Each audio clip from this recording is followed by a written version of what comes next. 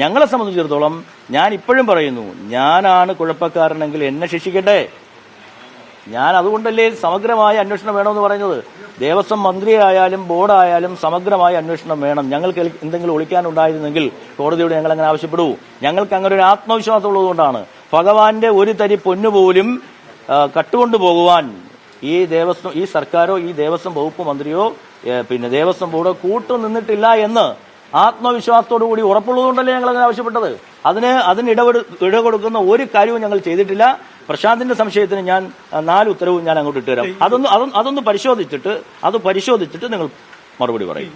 ഇത് ഏതെങ്കിലും ഒരു ഉത്തരവിൽ ഞാൻ ഉണ്ണികൃഷ്ണൻ പോറ്റിയുടെ കയ്യിൽ കൊടുത്തു വിടാമെന്ന് ഞാൻ പറഞ്ഞിട്ടുണ്ട്. ഞാൻ രാജിവെക്കാൻ തയ്യാറാണ്. ഇതിപ്പോ ഉദ്യോഗസ്ഥരുടെ മാത്രം ക്രെഡിറ്റ് അല്ല, ബോർഡിന്റെ ഒരു തീരുമാനമാണ് എന്ന് പറഞ്ഞു. അങ്ങനെ പറയുമ്പോൾ 2019 ഈ പറഞ്ഞ ബോർഡ് നേതൃത്വത്തിൽ അതൊക്കെ അന്വേഷിക്കട്ടെന്നേ. അതൊക്കെ അന്വേഷിക്കാനാണല്ലോ പുതിയൊരു ഏജൻസി വന്നിരിക്കുന്നത്. സമാന്തര അന്വേഷണം നടത്തരുത് എന്ന് കോടതി തന്നെ പറഞ്ഞിട്ടില്ലേ? അപ്പൊ അത് ഞാൻ പറയുന്നത് നിങ്ങൾ ക്ഷമിക്കൂ. നിങ്ങൾ ആറാഴ്ച നിങ്ങൾ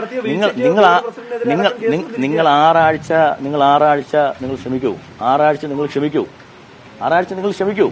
ഇങ്ങനെ സമാന്തര അന്വേഷണവും സമാന്തര വാർത്തകളും കൊടുക്കല്ലേ. നിങ്ങൾ ഭക്തരെ പിന്നെ പരിഭ്രാന്തിയിലാക്കരുതേ. നിങ്ങൾ 6 ആഴ്ച കൂടെ ക്ഷമിക്കൂ. കോടതിയും പറഞ്ഞിരിക്കുന്നത് അതല്ലേ. 6 ആഴ്ച കഴിയുമ്പോൾ ദേവസ്വം പ്രസിഡന്റ് PS പ്രശാന്ത് പ്രതിയാണെങ്കിൽ ശിക്ഷിക്കപ്പെടട്ടെ. അതിപ്പോ എന്താ കുഴപ്പം?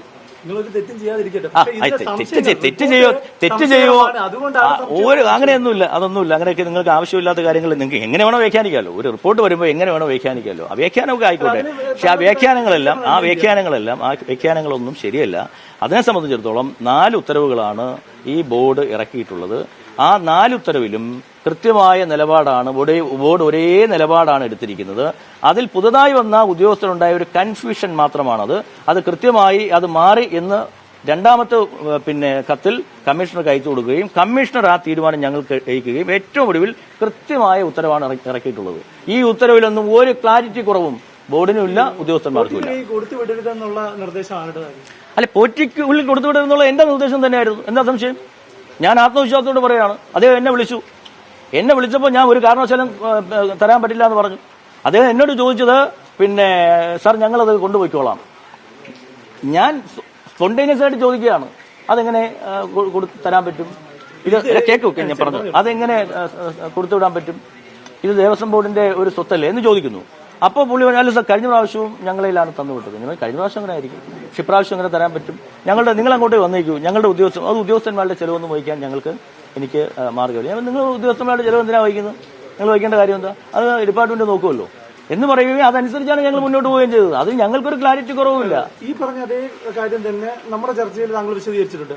അപ്പോൾ ഇന്ന് വന്ന വിജിലൻസ് റിപ്പോർട്ടിൽ ഇതിന് വിരുദ്ധമാണ്. അതുകൊണ്ടാണ് ഞാൻ വിജിലൻസ് റിപ്പോർട്ടൊന്നും വിജിലൻസ് എന്നോട് ചോദിച്ചിട്ടില്ലല്ലോ. ഈ വിജിലൻസ് എന്ന് പറയുന്നത് എന്നോട് ചോദിച്ചിട്ടില്ലല്ലോ ഇതൊന്നും ചെയ്യുന്നത്. എന്നോട് ചോദിക്കുകയോ എന്നോട് പറയുകയോ ചെയ്തിട്ടില്ലല്ലോ. അപ്പോഴങ്ങനെ പറഞ്ഞാലേ എനിക്കിത് പറയാൻ പറ്റുള്ളൂ. ഇപ്പോ വിജിലൻസ് എന്താ പറ്റിയത്? ആ വിജിലൻസിന്റെ മുന്നിൽ വന്ന ആ ഉദ്യോഗസ്ഥന്റെ 2 കത്തിലുണ്ടായ ഒരു ആശയക്കുഴപ്പമാണ്. രണ്ടാമത്തെ കത്തിൽ ആ ഉദ്യോഗസ്ഥൻ തന്നെ അത് ക്ലാരിറ്റി ചെയ്ത് പറഞ്ഞിട്ടുണ്ട്. അത് നേരെ ദേവസ്വം കമ്മീഷണറേക്ക് വിട്ടു. ദേവസ്വം കമ്മീഷണർ ബോർഡിലേക്ക് വിട്ടു. ബോർഡ് അന്തിമ തീരുമാനം എടുത്തു. അതിലിപ്പോ എന്താ കുഴപ്പം? അതിലൊന്നും യാതൊരുവിധ ക്ലാരിറ്റി കുറവില്ല.